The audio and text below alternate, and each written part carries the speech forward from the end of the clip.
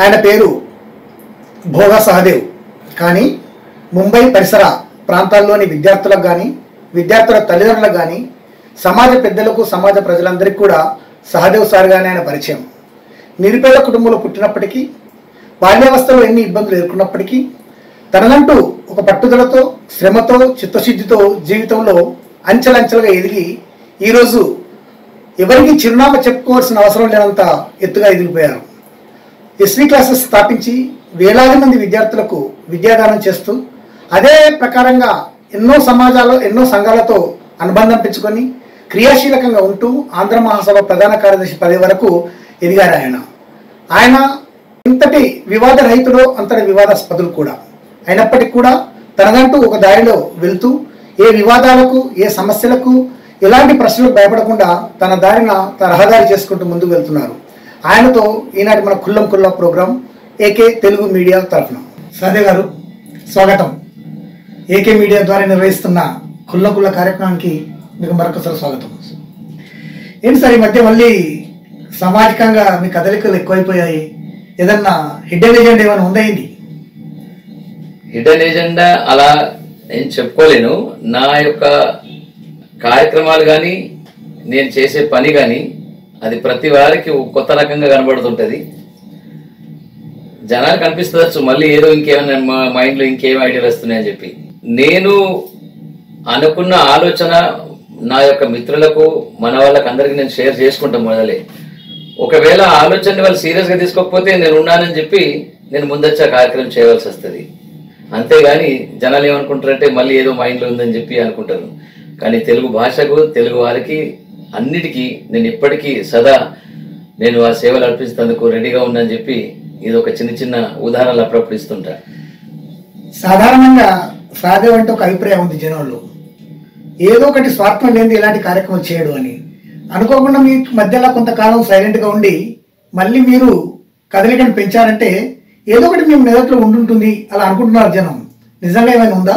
అలా అంటే ఎప్పటికీ మనకు చిన్న కార్యక్రమాలు చేయాలని ఉంటుంది. కానీ గతంలో ఆంధ్ర మహాసభలో ఎప్పుడైతే నేను తెలుగు ఉత్సవాలు చేశానో, తెలుగు ఉత్సవాలు చేసినప్పుడే ఒక తెలుగు చైతన్యం తీసుకురావాలనుకున్నాను. కానీ కొన్ని కారణాల వల్ల దానికి ఒక బ్రేక్ ఇవ్వడం జరిగింది. మళ్ళీ ఆ చైతన్యాన్ని కంటిన్యూగా చేయాలంటే ఆ యజ్ఞం మళ్ళీ నిన్ను మొదలు పెట్టాలని చెప్పి అనుకుంటున్నాను. కాబట్టి దానికి ఇది మరో సెకండ్ ఎంట్రీగా అనుకోవచ్చు. నేను అంటే మీ లక్ష్యం ఆంధ్ర మహాసభ? మళ్ళీ ఆంధ్ర మహాసభని కాదు, మన లక్ష్యం ఆంధ్ర మహాసభ అనేది ఒక స్టేషన్ మన గమ్యానికి. ఇంకా ముందు ఎంతో ఉంది. తెలుగువారు అసలు కావాల్సింది ఏంటంటే అన్నీ అనుభవించాము. ఒకప్పుడు ఏమీ లేనప్పుడు, చదువులు డబ్బులు మనకి ఏ యొక్క రిలేషన్ లేనప్పుడు మనం ముంబైని నిర్మించాం. మనము ఇప్పుడు అన్ని వచ్చిన తర్వాత కూడా మనం ఎందుకు ఇంత వెనుక ఉండాలి? అసలు రాజకీయంగా చూస్తున్నాము, రాజకీయ నాయకులతో తిరుగుతున్నాము. మనదంటే ఏంటిది? మన వారితో సహాయం తీసుకొని మనని ఎక్కడో పెట్టేస్తున్నారు. ఈ విషయం అందరికి తెలిసి కూడా దానికి ఎవరు కూడా దాన్ని పట్టించుకుంటలేరు.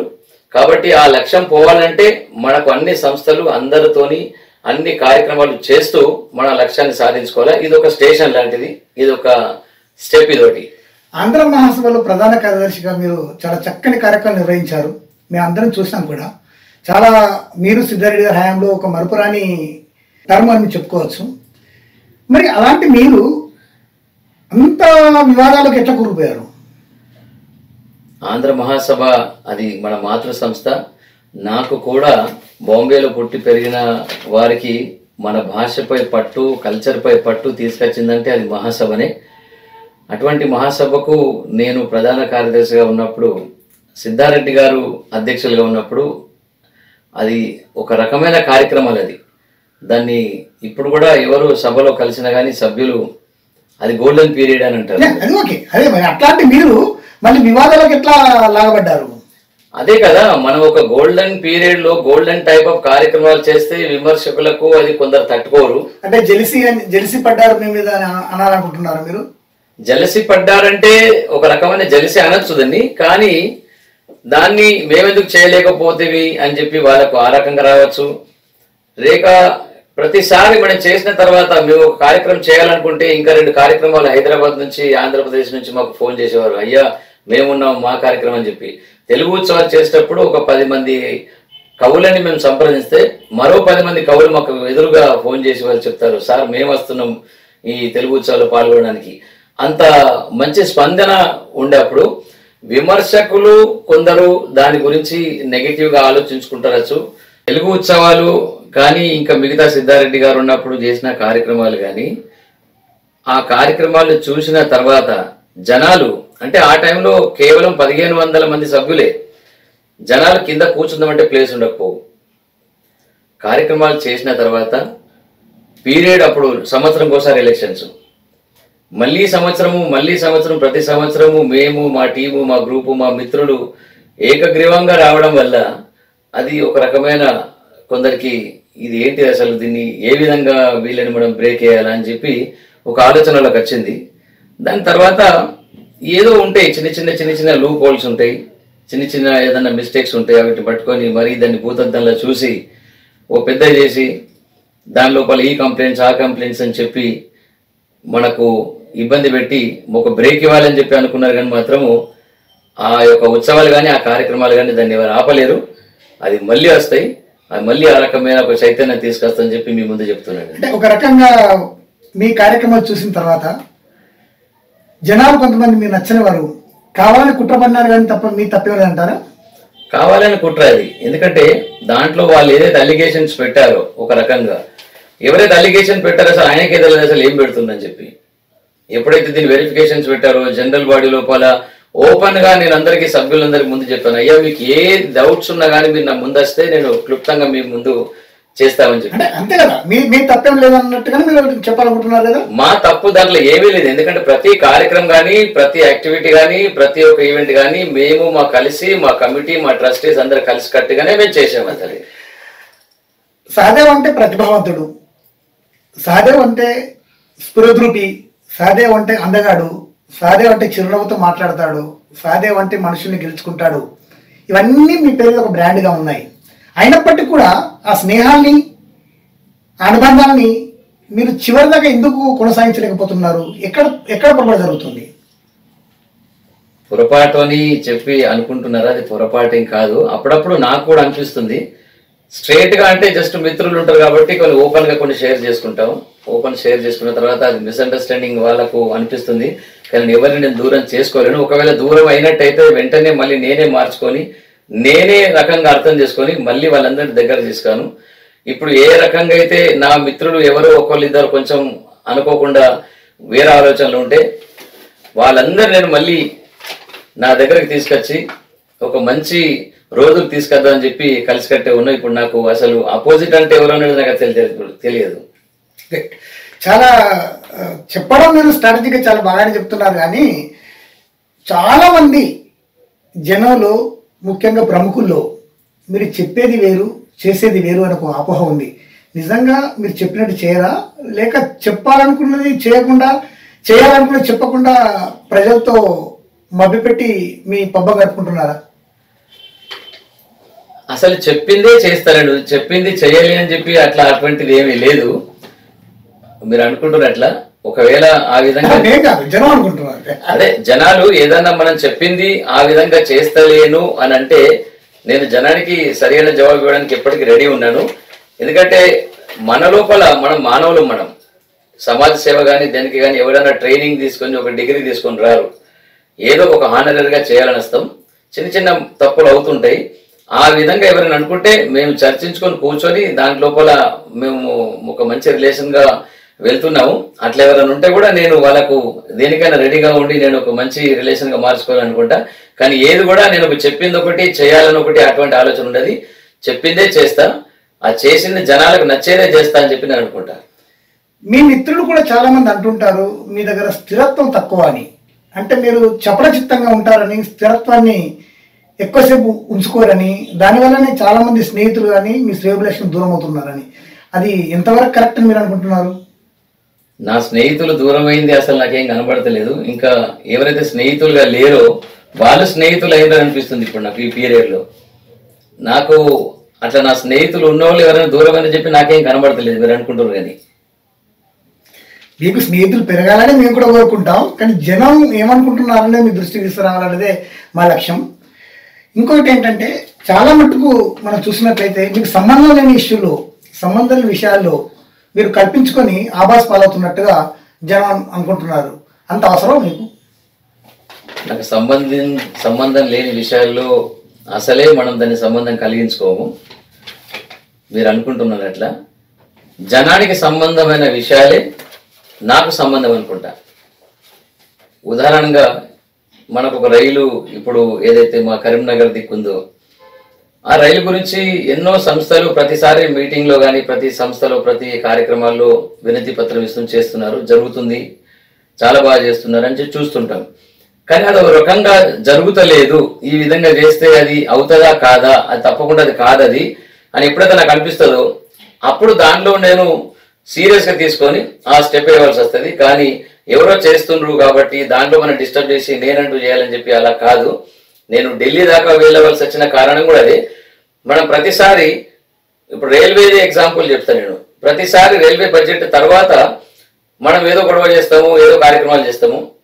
రైల్వే బడ్జెట్ కన్నా 2 నెలల ముందు దీన్ని ఒక స్టెప్గా తీసుకొని సీరియస్గా ఒక యజ్ఞంలా తీసుకొని ఒక సిగ్నేచర్ క్యాంపెయిన్ కానీ దానికి ఒక స్టెప్ కాన్సెప్ట్గా తీసుకొని పోతే ఎందుకు కాదు అని చెప్పి అనుకున్నా. ఆ విధంగా చేసి నేను ఢిల్లీ దాకా అక్కడ 2 ఎంపీలను తీసుకొని ఎప్పుడైతే పోయామో ఆ ట్రైన్ మనకు సక్సెస్ఫుల్ అయింది. ఉదాహరణ ఒకటి చెప్పాను అట్లా. అదే కానీ ఇప్పుడు మనకు ముందు తెలుగు భవనం కానీ, ముందు మన తెలుగు వారికి ఒక మంచి రాజకీయంలో ఒక మంచి ప్లేస్ కానీ ఇవి కూడా రావాలంటే ఒక స్టెప్ బై స్టెప్ గా మనం పోతే తప్పకుండా 100% మనకు ఆ ఇంపార్టెన్స్ మనకు వస్తుంది. ఇప్పుడు కూడా నా దగ్గర ఐడియాస్ ఉన్నాయి, కానీ ఐడియాస్ ని చెప్పుకోవాలనుకుంటే దానికి ఒక వేదిక రావాలి. ఐడియాస్ ని చెప్పుకోవాలనుకుంటే ఒకటి నాకు చిన్న వయసు అని అంటారు, ఎందుకంటే పెద్ద పెద్ద వాళ్ళు ఎంతో మంది ఉన్నారు. వాళ్ళకేంది, వాళ్ళు రాజకీయంలో అసలు రారు.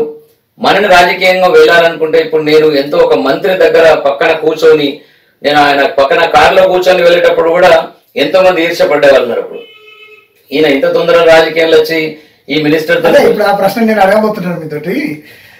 ఒక 4 విద్యార్థులు మొదలెట్టి మీ క్లాసు, ఈరోజు కొన్ని వేల మంది విద్యార్థులు మీ క్లాసులో విద్యను అభ్యసిస్తున్నారు కదా, అదొక పెద్ద విజయం మీకు. అట్లాగే మీ విద్యార్థులు చాలా మంది ఉన్నత స్థానానికి వెళ్ళారు కూడా, కానీ అదే ఫలితం మీరు రాజకీయ రంగంలో ఇవ్వలేకపోయారు. ఒక రాజకీయ పార్టీలో ఒక పదాధికారి ఉంటూ కూడా మీరు రాజకీయంగా ఎదగపోవడానికి కారణం మీ మనస్తత్వమా, మీ వ్యక్తిత్వమా, మీ లోపమా? రాజకీయ రంగం ఎప్పుడైతే నేను ప్రవేశించానో ఆ టైంలో మనవారు తెలుగువారు ఎంతో మంది కార్పొరేషన్ సీట్స్ కు ప్రయత్నం చేశారు. నేను కూడా ఆ ఎలక్షన్ పీరియడ్లో క్యాంపెయిన్లో వెళ్ళి ప్రత్యక్షంగా చూశాను. అసలు కొన్ని 100 ఓట్లు కూడా కాదు, కనీస ఓట్లతో కూడా మన వాళ్ళు ఓడిపోయారు. అసలు దాని గురించి ఎవరు కూడా మళ్ళీ రివ్యూ పెట్టుకోలేరు, ఎందుకు ఈ విధంగా జరిగింది, మరి మళ్ళీసారి మనం ఆ మిస్టేక్ ని మనం చేసుకోక చేస్తే వస్తుంది కదా అని చెప్పి అనుకోలేరు. 100 ఓట్లతో ఓడిపోయిన తర్వాత నెక్స్ట్ ఎలక్షన్ లో గెలవాలి, మళ్ళీ 1000 ఓట్లతో ఎందుకు ఓడిపోతున్నాం మనం, కారణం ఏంటిది? దీని గురించి చర్చించిన తర్వాత దీనికి మనకు చెప్తే ఎవరు పట్టించుకోలేరు. అప్పుడు మరి దీనికి నేను ప్రయత్నం చేస్తా. వర్లీలో 20 సంవత్సరాలు నేను కోచింగ్ సెంటర్ నడిపించిన తర్వాత విద్యార్థులు ఉన్నారు. నాకు అనిపించేది అప్పుడు నాలో భాషలు వస్తున్నాయి, మరి మనకు సబ్జెక్ట్ ఉన్నది, దీన్ని మనం సీరియస్గా తీసుకుందాం అని చెప్పి అప్పుడు మా సచినాయర్ గారు ఎమ్మెల్యేగా ఉన్నప్పుడు ఒకసారి 2 సార్లు ఆయనతో నేను మీటింగ్ చేశాను. నేను మీటింగ్ చేసిన తర్వాత ఈ వ్యక్తిని పట్టుకుంటే మనకి ఏదైనా ఒక స్టెప్ రావచ్చు అని చెప్పి కొంచెం సీరియస్గా తీసుకున్నాను.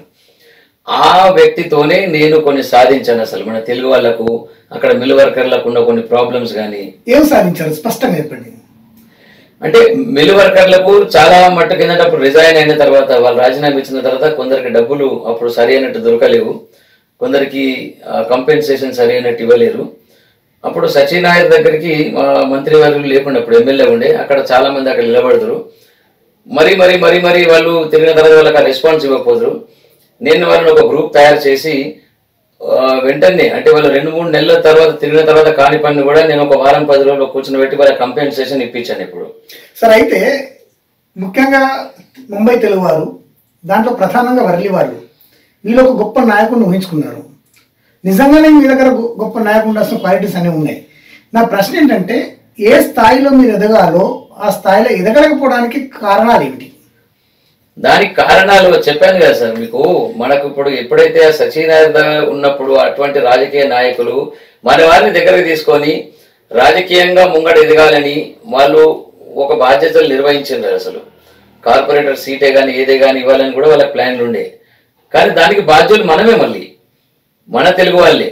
ఎందుకంటే ఆయనతోని ఇంతకు ముందు నాకన్నా ముందున్న కలిసి ఉన్న వాళ్ళు ఉన్నారు కొందరు. కలిసి ఉన్న వాళ్ళు ఉన్న తర్వాత మనం ఏదో ఎన్నిక నుంచి వచ్చి ముందు వెళ్తున్నామని చెప్పి మన గురించే మళ్ళీ ఏదైనా వ్యతిరేకం అని చెప్పి మన లోపల గ్రూప్ తయారు చేసిన తర్వాత అప్పుడు ఆయనకి ఏమనిపిస్తుంది అంటే వీళ్ళకి గ్రూప్ లేదు, వీళ్ళు కలిసి ఎక్కడ పోతారని చెప్పి ఆయన మైండ్ లో ఒక ఇమేజ్ వచ్చేస్తుంది. కరెక్ట్ పాయింట్ మీకు వచ్చారు మీరు. నేను ఏదైతే అడగాలనుకున్నాను అక్కడికి, ఒక నాయకుడు లక్షణాలు ఏంటంటే అందరినీ కలుపుకొని పోవడం. అలాంటి పరిస్థితులు ఉన్నాయి, మీరు అన్నది వాస్తవం కాదనలేము. కానీ వాళ్ళందరినీ కలుపుకోవాల్సిన బాధ్యత మీదే కదా. కలుపుకోవాల్సిన బాధ్యత నాదే, కానీ నాకన్నా సీనియర్లు ఉన్నప్పుడు నేను కొన్ని విషయాలు చెప్పిన తర్వాత వాళ్ళకు ఈగో ఫీల్ అయ్యేది. దాని తర్వాత నేను కొంచెం సైలెంట్ అయిపోయాను. ఎందుకంటే సరే మరి ఇక వాళ్ళకే ముందు ఇద్దాం, మరి చేస్తారని చెప్పి వాళ్ళు చెయ్యరు, మనం చేయనియరు. కలుపుకొని పోవాలి. కలుపుకోకపోవడం అది దురదృష్టవతము, అది నేను బాధపడతా. ఎందుకంటే కొన్ని ప్లేస్లో నేను కూడా చేయలేకపోయినా అసలు.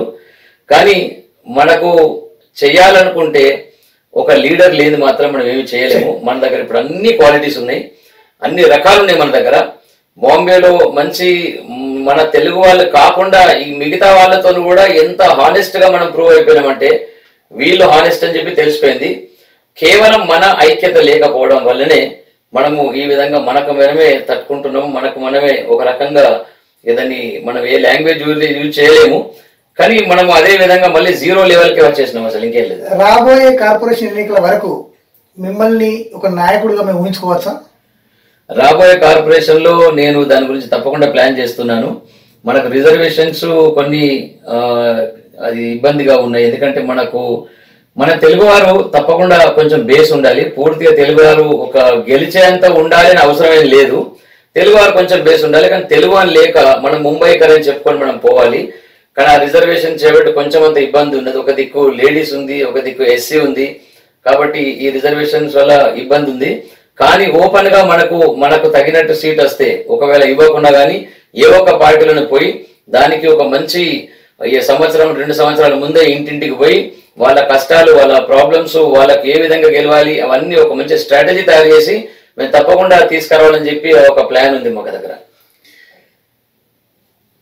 పెద్ద జనంలో ఉన్న అనుమానం కానీ మీ పట్ల ఒక అభిప్రాయం ఏంటంటే, మీరు భజన పరులను చాలా ఇష్టపడతారు, మీ చుట్టూ భజన పరులు ఉంటారు తప్ప నిజమైన శ్రేయబులస్ ఉండరు.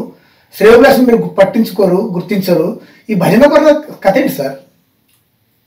భజన పరులు అని మనము ఏ విధంగా చెప్పుకోవచ్చు? ఎందుకంటే మిత్రులు మనతో ఉంటారు, మనతో వస్తారు, మనం మాట్లాడింది వాళ్ళు దానికి సహకరిస్తారు. అసలు ఇక వాళ్ళతో మనం అన్ని విషయాలు షేర్ చేసుకుంటాం కాబట్టి వాళ్ళే కాకుండా ఇక మిగతా వాళ్ళు వస్తే మనం వాళ్ళని కాదనలేం కదా ఎవరిని. మరి మిగతా వాళ్ళే వస్తలేదని చెప్పి వీళ్ళని దూరం చేయలేం కదా. కాబట్టి ఎవరో మనతో కొందరు నలుగురు ఉండాలా. ఆ నలుగురు ఇక మీరు జనాలు అనుకుంటూ వచ్చారు భజన పరులు, కానీ నలుగురు కాక 40 మంది వచ్చినా ఎవరు వచ్చినా వాళ్ళతో మంచి సాంగత్యం చేసుకొని ఒక మంచి యూనిటీగా చేసుకోవాలని చెప్పి మాకు ఉంది.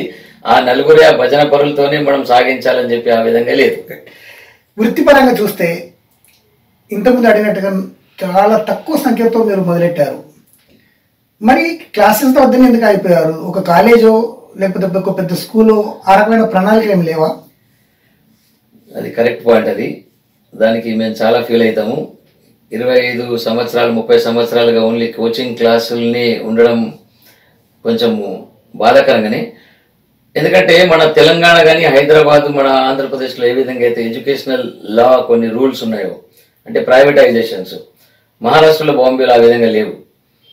అంటే ఇక్కడ మేము మున్సిపల్ స్కూల్ కొద్ది రోజులు తీసుకున్నాం. అసలు మున్సిపల్ స్కూల్ తీసుకున్న తర్వాత ఒక 5 క్లాస్ రూమ్ తీసుకొని దానిలో స్కూల్ స్టార్ట్ చేయాలని చెప్పి ప్రయత్నం చేశాం. కానీ బిఎంసీ మాకు ఆ పర్మిషన్స్ ఇవ్వలేదు. ఇప్పుడు ముక్తాంగం స్కూల్ అయితే నడుస్తుందో అది ఇంటర్నేషనల్ ఎన్జిఓ, దానికి ఒక పెద్ద బడ్జెట్గా వాళ్ళు ఒక డిపాజిట్ ఇవ్వడం వల్ల వాళ్ళకి ఇచ్చారు అసలు. కానీ బాంబేలో ఆ రకంగా ప్రైవేటైజేషన్ అప్పుడు లేనందువల్ల మాకు ముందు పోలేకపోయాము. ఎందుకంటే బిల్డింగ్ కానీ భవనాలు కానీ ముంబై అంటే ఒక చిన్న చిన్న రూమ్ కొనాలంటే కొంచెం మనకు కష్టంగా ఉంటుంది.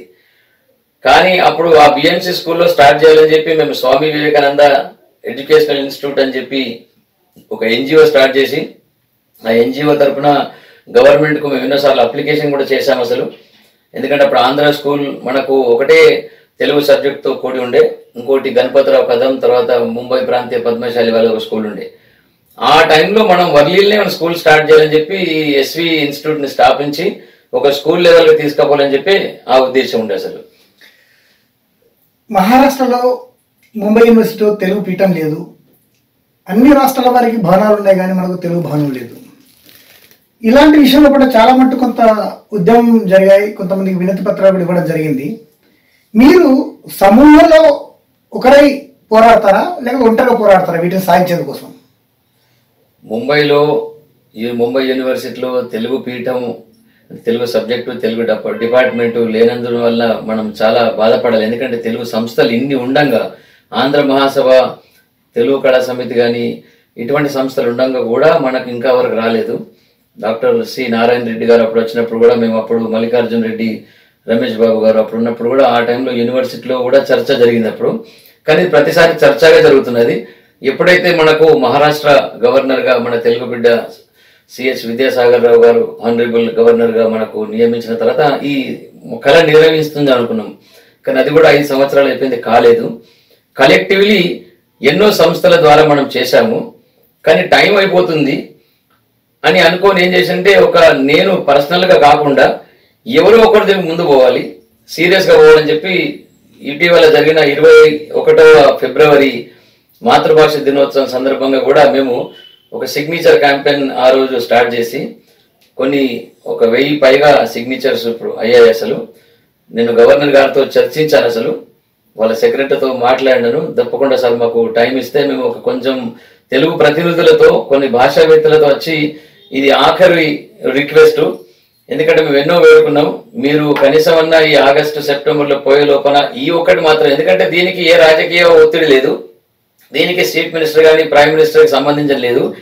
మీరు ఛాన్సలర్గా ఉన్నప్పుడు ఒక వైస్ ఛాన్సలర్కు ఒక చిన్న కాల్ చేసి ఒక చిన్న రికమెండేషన్ చేసేస్తే అది ఒక రోజు పని. అది ఎందుకు చేస్తలేరు అని చెప్పి చాలా మట్టుకు మేము మాట్లాడను. ఇప్పుడు ఒక సీరియస్గా చర్చ పెట్టించదు కదా, నేను ఒక్కని కాదు, కలిసికట్టుగా ప్రతి ఒక్క కవులని, రచయితలని, సంస్థ ప్రతినిధులతో తీసుకెళ్లి చేయాలన్నది. కాబట్టి ఇది ఇండివిజువల్ కాదు, ఇది మన తెలుగు వాళ్ళందరిది పోరాటం అనుకుంటున్నాను. కొంచెం టాపిక్ చేంజ్ చేద్దాం మనం. ఇప్పుడు మీ లక్ష్యం ఆంధ్ర మహాసభ అని చెప్పారు మొదట్లోనే. ఒక ఆరోపణ ఏంటంటే మీరు గెలుపుకు అలవాటు పడిపోయారు, ఏ రకమైన గెలవాలి ఆంధ్ర మహాసభలో కానీ ఇంకెక్కడైనా కానీ, దానికోసం మీరు ఏ దారైనా ఎన్నుకుంటారని.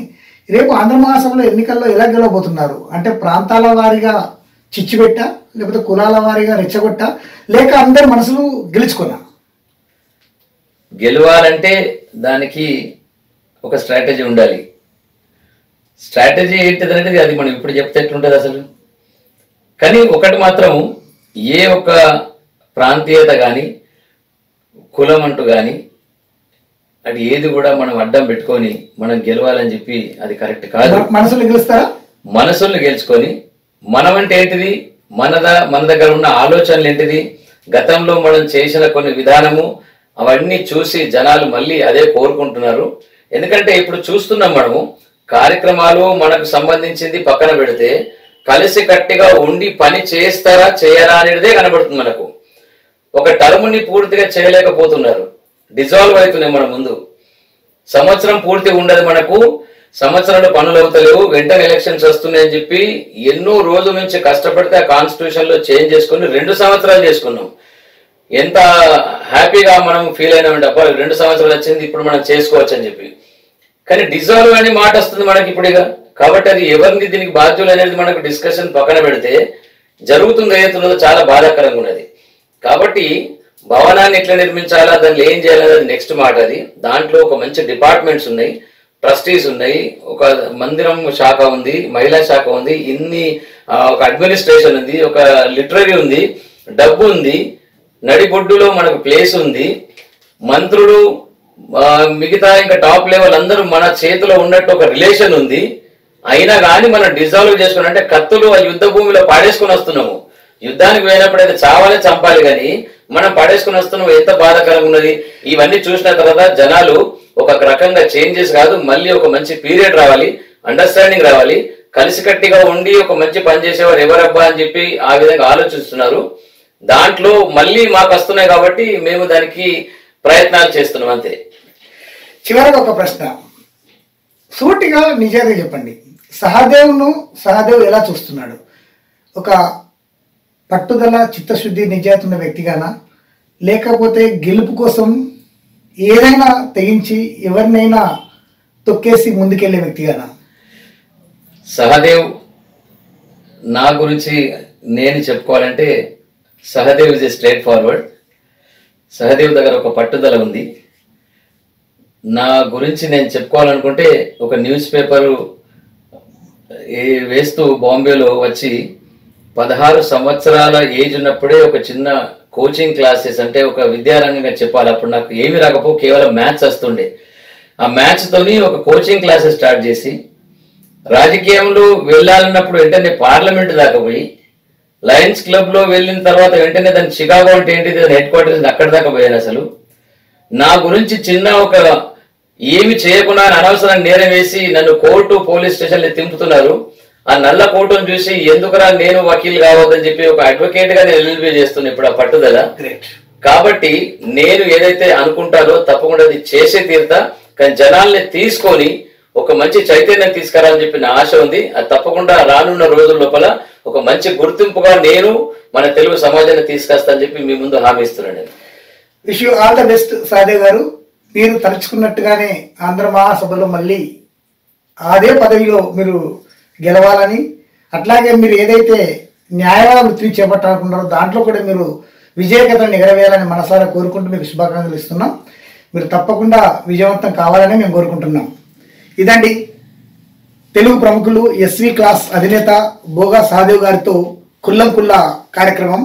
మళ్ళీ త్వరలోనే మరొక ప్రముఖుడితో ఏకే తెలుగు మీడియా తరఫున ముందుకు రావస్తాం. అంతవరకు సెలవు. చూస్తూనే ఉండండి, లైక్ చేయండి, షేర్ చేయండి, మీ అభిప్రాయం మాకు తెలపండి. అంతవరకు సెలవు. నమస్తే, ధన్యవాదాలు.